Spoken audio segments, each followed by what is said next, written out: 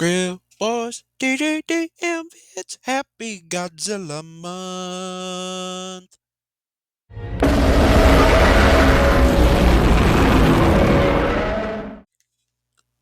Hello, everyone, and welcome back to Skrill Boys TGDM Vids. Today we're doing a video that, well, I really haven't done this kind of video in a long time, but yet here we are, the 70th anniversary of the Godzilla franchise.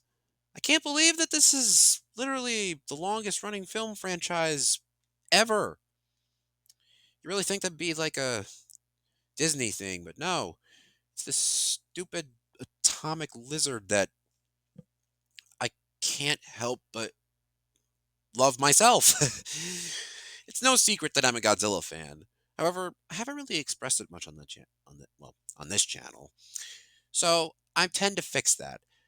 So, um, I'm not saying this is a promise, but every, I'll say week, I will upload a Godzilla video only based, well, only, well, focusing on the King of the Monsters and his rogues gallery of friends and foes.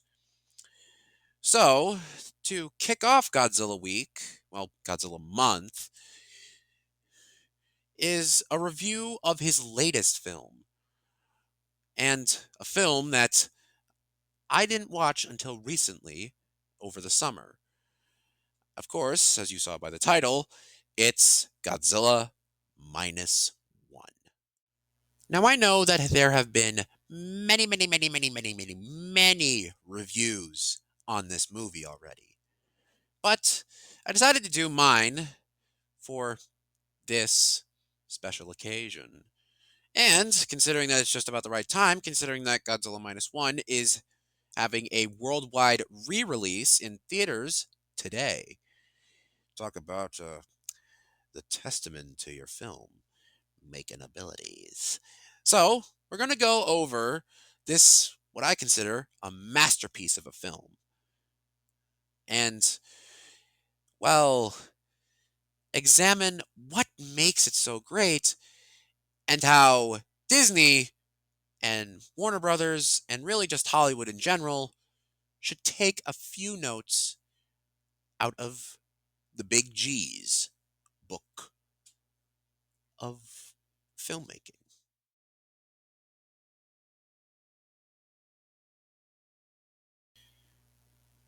You know, it's very simple of what the key to minus one's success is. It's emotion. And you get emotionally invested in the human characters and even the main Big G himself. And, well, even though he is the antagonist of this film, I love every single scene that he is in, but I also love the characters. It's kind of unheard of for a Godzilla film to have likable human characters. It's practically one of the franchise's biggest complaints, and something that people, well, Godzilla fans themselves have outright stated that they really are kind of against in that facet. But the rare couple times in the franchise have we seen actual likable human characters. The first film is a great example of this, with cast members Hideo Ogata, um, Takashi Shimura, and many more, producing characters that I would consider are the best in the franchise. Well, that is until today. Because, well,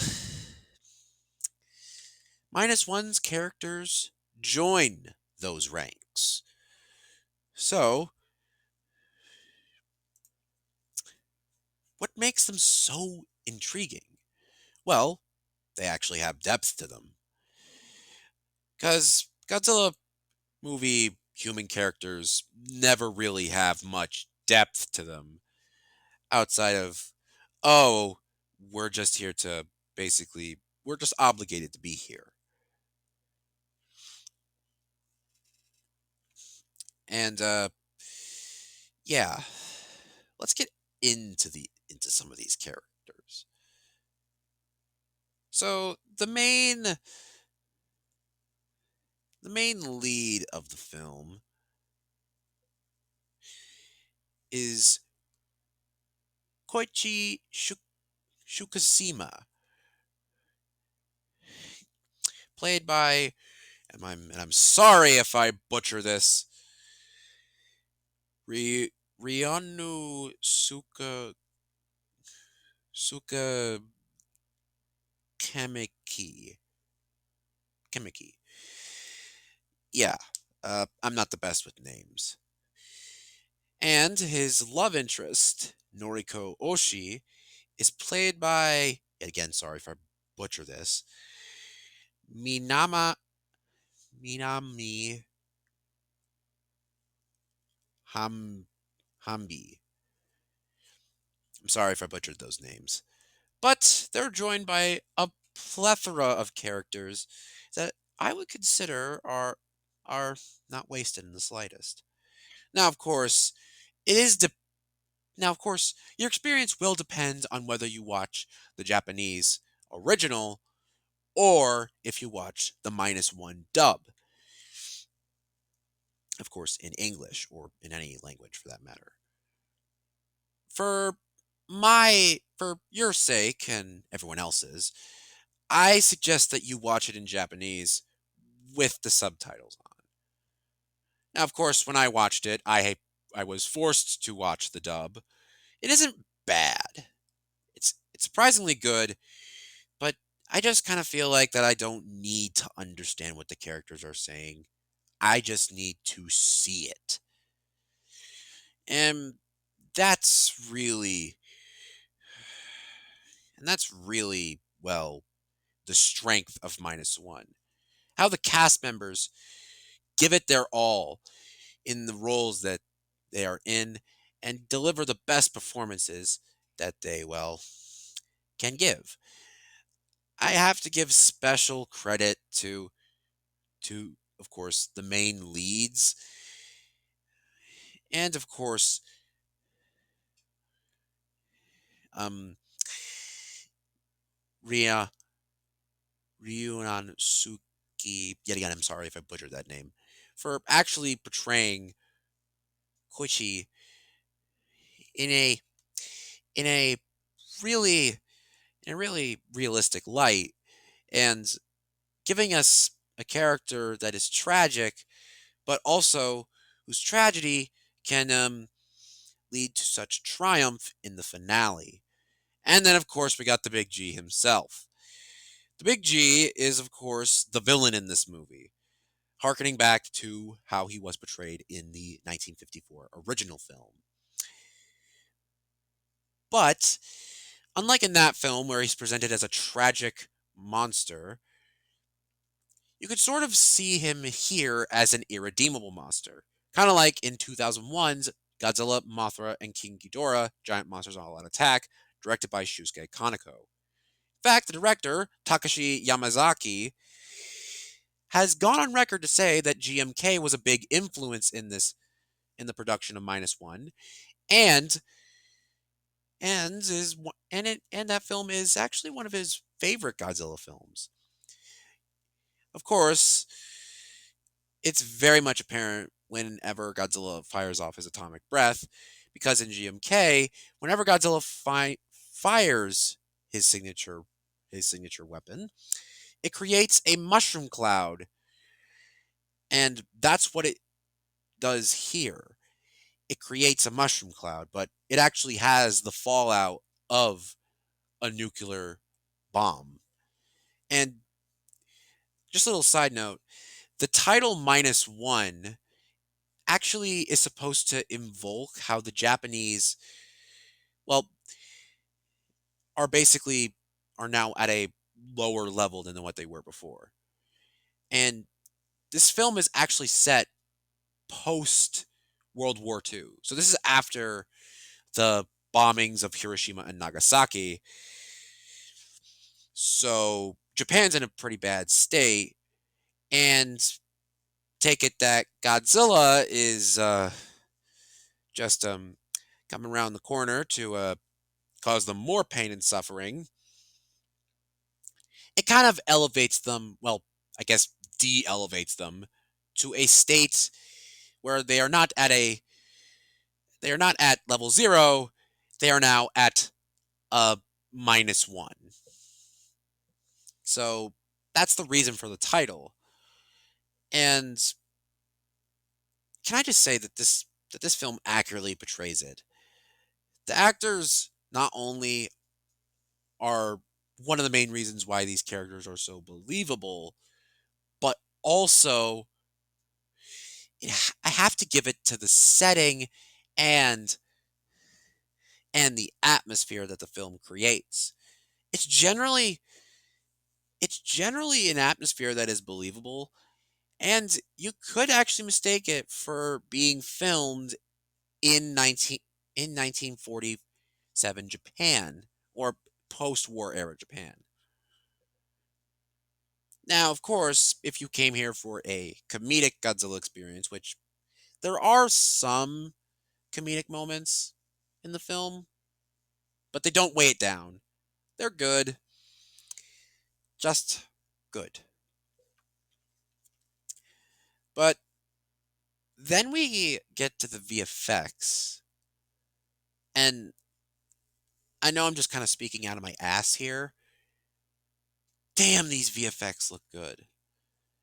And what's even more hard pressed to believe is that Godzilla Minus One was made on a, well, allegedly a $15 million budget, and the film more than, well, doubled it at the box office.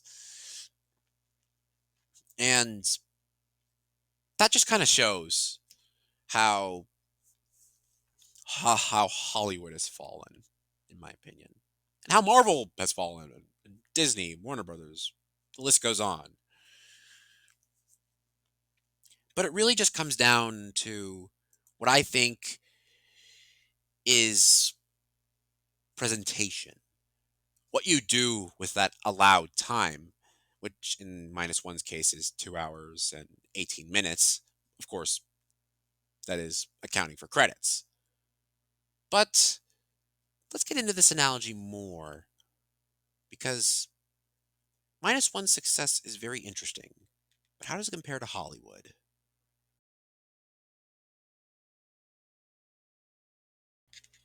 So, why has this film succeeded where modern Hollywood films have failed? Well, like I stated earlier, it feels that it feels like it's homemade. It feels like a nice homemade pie instead of a corporate made cake. Basically, a great example of this corporateness is Wish. It released the same month as minus one, well, at least for all the Japanese people. However, it didn't receive the same critical praise. It was mostly plagued for having a lackluster story, uninteresting characters, was only saved by a mediocre animation style and somewhat good music. However, it has been blamed or rumored that a majority of Wish's script and songs were used with the help of AI technology, specifically Chat GPT or other miscellaneous sources like that. You can tell that in minus one, they don't resort to such things. They believe in the handcrafted art of human, human directing.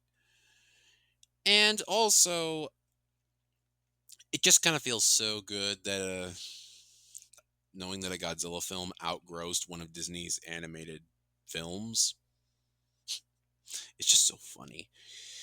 But how about an actual genuine example? The Flash from Warner Brothers.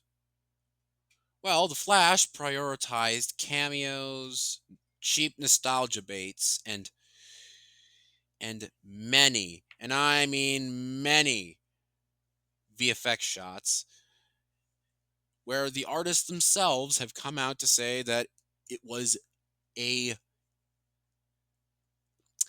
it was one hell of a work experience.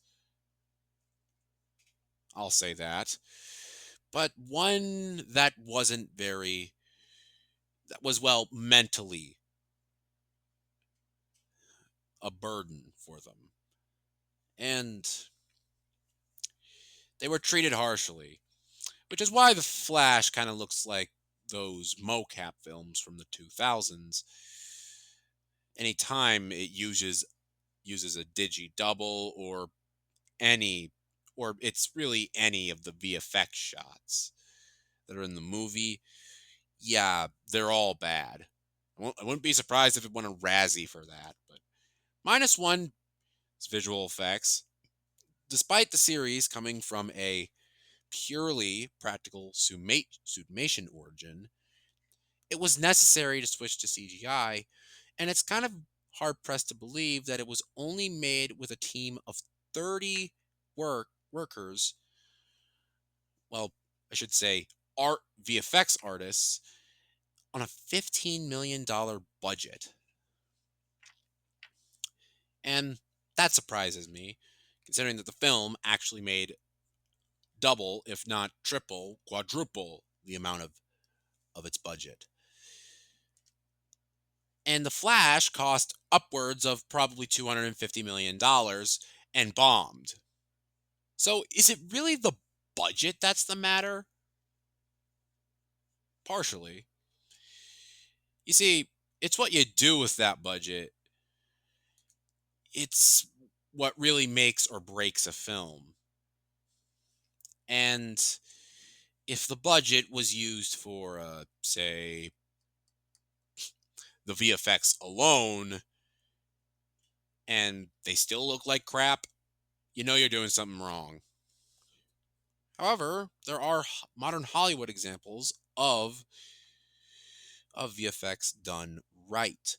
Guardians of the Galaxy Volume 3 released the same year, and you don't see me complaining about how its VFX look wonky. That's because it was done by the beautiful people at Weta Workshop. The same people who made Avatar: The Way of Water. And no, I'm not talking about the cartoon they made by Nickelodeon. I'm talking about the James Cameron films. Ugh. Anyways, back on the Big G's subject matter, Godzilla Minus One proves that it's not necessarily the budget that's the matter. It's just the executives rushing the VFX artists that's the matter. It's really just the fact that companies are trying to push out products so often that ultimately artists, VFX artists, writers, directors don't really get to show their true vision for what their film, well, at least what they wanted in their film. And it ultimately comes out as a corporate hodgepodge like Wish or The Flash. And Godzilla is not really vulnerable to this. Back in the Showa era, they pumped out films constantly after the success of the 1954 original. However, it generally stopped once the films proved to be more of hit or misses rather than instantaneous successes. The Heisei era only had 7 films in it, and yet some of those films are of ranging qualities. Same with the Millennium era. However, the Reiwa era was a nice shift of pace, considering that Shin Godzilla also had a similar budget to Minus One and had the biggest success in the series since King Kong vs. Godzilla. Well, at least it beat King Kong vs. Godzilla in the money department. The the other films that were released under the Reiwa era were, well, anime films, and those could be argued that they're not a part of the Reiwa era. So, so then what am I talking about? Well, I'm talking about the MonsterVerse, also coincidentally one run by Warner Brothers. However, it generally still has some good moments. Gareth Edwards' 2014 Godzilla is my favorite film in the MonsterVerse for several reasons, because it generally feels grounded in realism, and I would and that's something that would definitely be missed in the later films. Kong Skull Island definitely kept that going, but it was King of the Monsters that sort of tried to be like Endgame when releasing a month after Endgame. Yeah, that's why it bombed. Godzilla vs. Kong was a decent, if not just good film.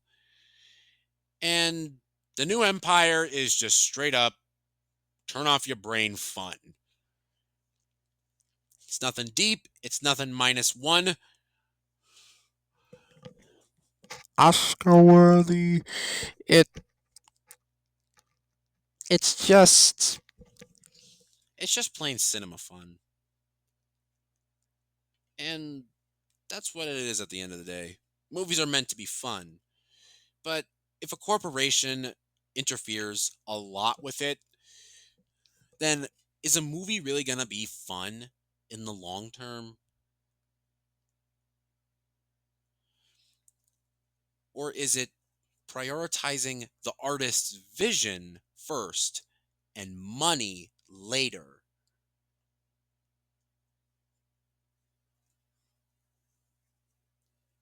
That is the true reason why Godzilla showed Hollywood how to make a good movie.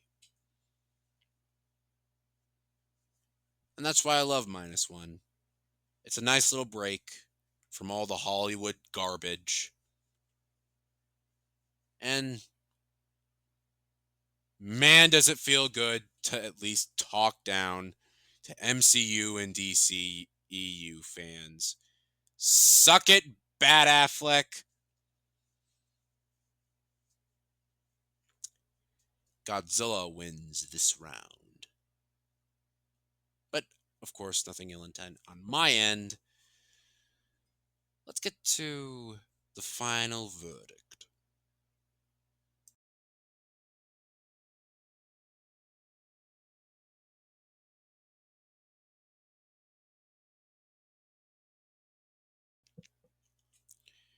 So, is Godzilla -1 a good movie? I shouldn't even be asking this question. Of course it is. It's a great example of the folly of Hollywood's current status quo, and shows that you can indeed make a film on a small budget while it's still looking good, and have compelling characters that we can like, and hold on to our seats with tense action that puts those characters in danger, and will make us cry with joy or sorrow, no matter what the scene is. If we could get more films like Godzilla -1, where it actually is taken as an art form, whether it be live action, animation, documentary, or otherwise, I would love to see more films like Godzilla -1, like Oppenheimer. I just want some good films, and Godzilla -1 is a perfect damn example of that. This film gets a 10 out of 10 from me, folks. Don't forget to like, comment, and subscribe. See you all in the next one.